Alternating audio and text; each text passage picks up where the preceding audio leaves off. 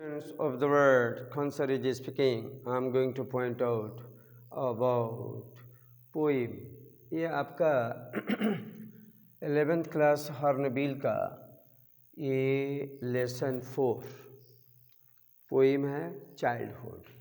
किसने लिखा है? मार्कस नेटन ने लिखा है इसको। कल मीनिंग दिया था आज इंट्रोडक्शन है, तो इंट्रोडक्शन में मैं क्या दे रहा हूँ, बहुत शॉर्ट में है, सिंपल में मैं बता दे रहा हूँ। ये लिखा है almost everybody thinks of their childhood with nostalgia. Nostalgia means होता है यादें। तो इसकी हिंदी लिख दिया हूँ, ऑलमोस्ट एवरीबॉडी मीन्स लगभग हर कोई अपने बचपन के बारे में, कह कि ऑफ मीन्स बारे में, देयर चाइल्डहुड अपने बचपन के बारे में क्या करता है, तो पुरानी यादों के साथ विथ नॉस्टैल्जिया। नॉस्टैल्जिया मीन्स पुरानी यादों के साथ अपने बचपन के बारे में, थिंग्स मीन्स सोचता है। इसकी हिंदी हुई होगी प्यारे बच्चों, ऑलमोस्ट लगभग हर कोई अपने बचपन के बारे में, ऑफ देयर चाइल्डहुड अपने बचपन के बारे में, थिंग्स सोचता है किसके साथ, विथ नॉस्टैल्जिया यादों के साथ। Childhood is a special period in every bodies life. इसकी भी हिंदी क्या होगी कि चाइल्डहुड बचपना एक स्पेशल पीरियड है, एक स्पेशल दौर होता है, इन एवरी बॉडीज लाइफ हर व्यक्ति के जीवन में एक बचपना स्पेशल दौर होता है। वंस गॉन एक बार चला गया, it can never come back. It come never come back, यह कभी वापस नहीं आ सकता है।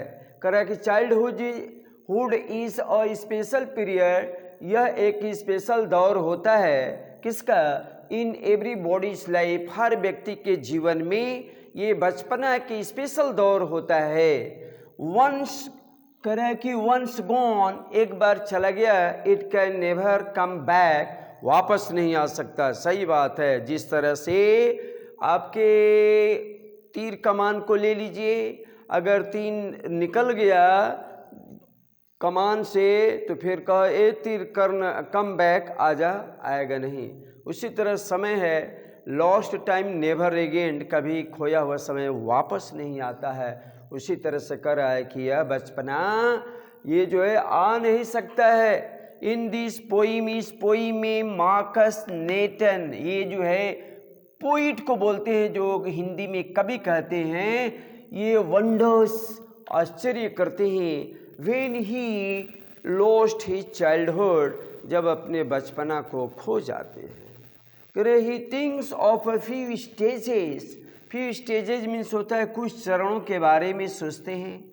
इन हीज लाइफ टाइम अपने जीवन काल में, अपने जीवन काल में अ फ्यू स्टेजेस कुछ चरण होते हैं, उस चरण के बारे में। जैसे बचपना एक चरण है, बचपना से फिर आगे बढ़ते हैं, किशोर अवस्था में आते वो भी एक चरण है, फिर ओल्ड एज में आते वो भी चरण है। तो अपने जीवन काल में अ फ्यू स्टेजेस कुछ चरणों के बारे में कौन सोचता है, तो मार्कस नेटन सोचता है क्या, कि when there was a chance, एक चांस इन हिज थॉट्स, अपने विचार में एक चांस करें, सॉरी चेंज, एक परिवर्तन हो गया।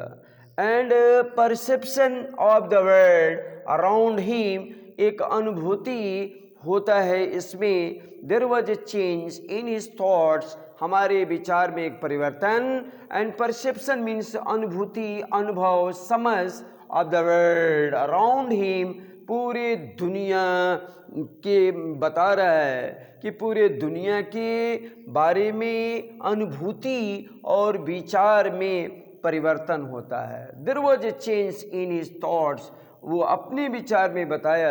एंड परसेप्शन, अनुभूति के बारे में बताया कि परिवर्तन हुआ of the world around him. कह रहा है कि ऑफ कोर्स वास्तव में he does not think of the physical changes.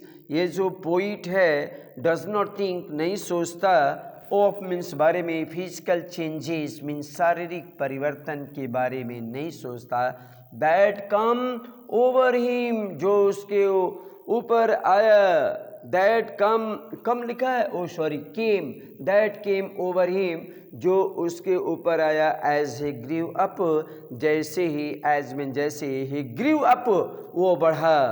तो जैसे ही वो बढ़ा वो क्या सोचा, दैट केम ओवर हिम जो उसके ऊपर आया, तो कह रहा of course he does not talk of the physical changes, वो शारीरिक परिवर्तन के बारे में बात नहीं करता है, दैट ओवर कम हिम जो दैट केम ओवर हिम जो उसके ऊपर आया, एज ही ग्रीव अप जैसे वो बड़ा हुआ। तो शारीरिक परिवर्तन के बारे में नहीं वो सोचता है। कौन? ये आपका मार्कस न्यूटन। ये मार्कस न्यूटन शारीरिक परिवर्तन के बारे में नहीं सोचता है, अपने बचपना के बारे में केवल बताता है कि मेरा बचपना कहाँ चला गया, इस तरह से कल्पना करता है। इसमें 4 स्टैंजास है, पहला, दूसरा, तीसरा, चौथा, जो मैं एक एक लेकर के चलूँगा। आज भर के लिए इंट्रोडक्शन काफ़ी है प्यारे बच्चों, 11th क्लास के अपने फेयर कॉपी में लिख लेंगे। इसके बाद जितने दुनिया संसार के प्रिय विद्यार्थी साथी मित्र हैं वो वीडियो अगर अच्छा लगेगा तो लाइक करेंगे, सब्सक्राइब करेंगे, कमेंट करेंगे, शेयर करेंगे। That's all, thank you.